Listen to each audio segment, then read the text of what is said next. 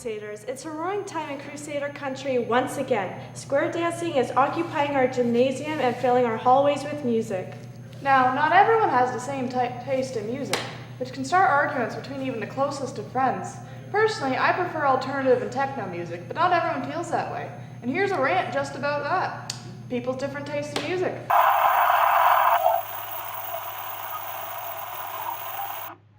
Today when you think of music, you probably think of the latest pop song.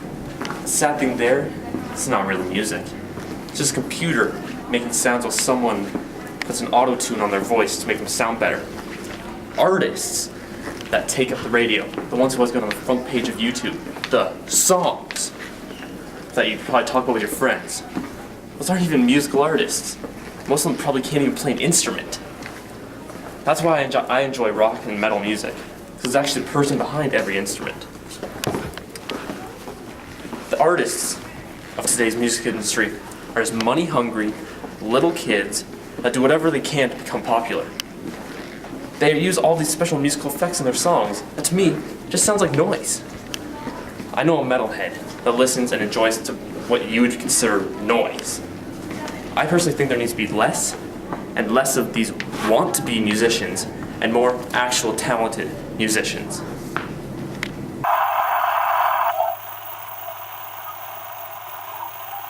Speaking of a roaring time in Crusader country, the girls' rugby team is getting pumped and ready for their rugby tour in Ireland. Wish you the best of luck, ladies.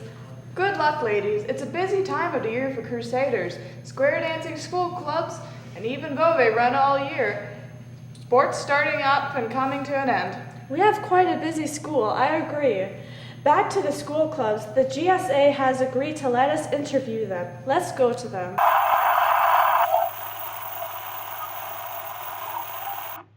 Hello, Waterloo, Oxford. We're here with one of our school's wonderful staff. How are you today? Not too bad. That's great. Could you spare a moment with us in the TV studio for a few questions to feature you in our show? Absolutely. What do people know you as in Waterloo, Oxford? Well, I'm a guidance counselor as well as a teacher. I've taught English, art, and peer helping. What clubs are you involved in the school? Well, I've been involved in a variety of clubs and teams, but this year I'm only involved in the GSA. How did the GSA originate? Good question. Partially to do with me. I've been teaching here since 1998, and I came out as a teacher in 2000, and once that was kind of known, I would have a lot of kids come up to me and come out themselves. And so I wanted to start a support group for them. At first, that wasn't allowed by the school board, so we had to meet off campus. But then in 2006, when they had the equity audit, they pretty much couldn't stop us. So we were actually one of the very first schools to have our own GSA. What does the club do in a typical meeting? It kind of depends who comes and the time of year, what's going on. It's really just a safe space to be in to talk about anything. We try to talk about current events or events that are going on in the community that people can participate in and get to know other LGBT kids and allies. What advice do you have for people in the LGBT community? Gosh, that's a very broad question.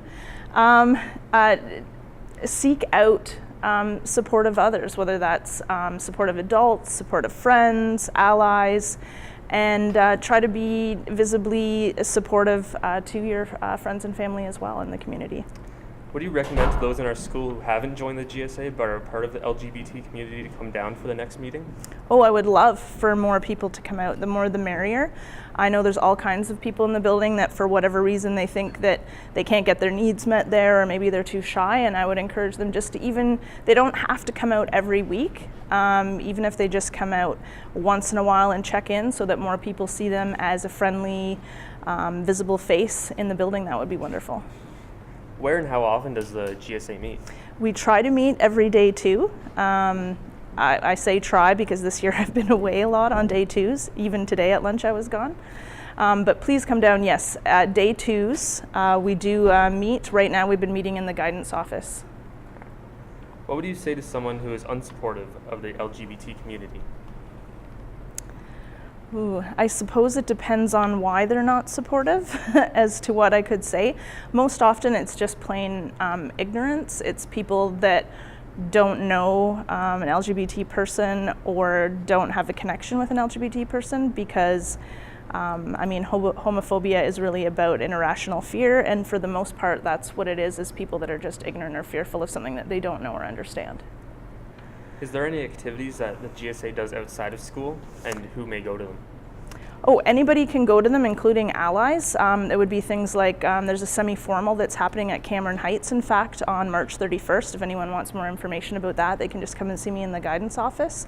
As well as there's a proper formal that happens every year. I'm not sure the date yet, but it'll be May or June that people can become a part of. As well as different schools have coffee houses and other open events that, as long as you have a student card or a note from your GSA teacher, you're welcome to attend those events. What are the future goals of the GSA? I feel like you should be asking the students this. The future goals. I guess I always want to have, and my own personal goal is more kids come out and more kids actually get involved in creating events. It's just not as meaningful if it's just me that is coming up with the ideas or creating the event. If it's student-led, I think it's much more empowering to your peers. Yeah. Thank you for your time. I hope you have a great day. Oh, well, you're welcome. Thank you.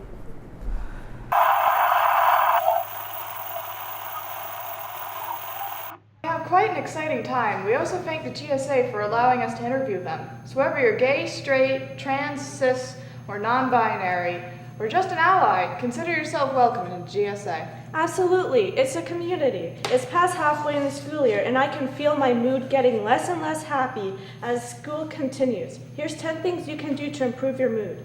First, breathe. Makes sense, I guess. Well, I prefer drawing when I'm stressed, but maybe that's just me. Make self-care of a priority. Absolutely, I cannot stress enough about how self-care can make you feel better. 3, do nothing. This goes for everyone. The reason you're probably so down is because of how stressed you are and how you have to deal with that. So just do nothing. Whether it's for an hour, several hours, or make a day out of it. You, as a human, need time to unwind. The way I deal with stress is just listening to music and drawing in my sketchbook. That's the way I just focus on my mind more. 4, find someone who understands you, whether that be a family member, a best friend, or a partner, or maybe even a brother or sister. Or maybe just a stranger you'll never see again, just to vent to. Whatever floats your boat. I'm certainly not going to judge you. Go pro. No, I don't mean pro sports. You see, some professional. Only if it gets to that point. And cliffhanger. Tune into the next episode for the next 5 steps. Don't forget to comment below and hit the like or subscribe button. And we'll see you next time on That's News to Us. Good luck, Crusaders, and don't be afraid to comment news you want to hear or want others to hear. If you have a subject you want covered and you think it's important, then comment below.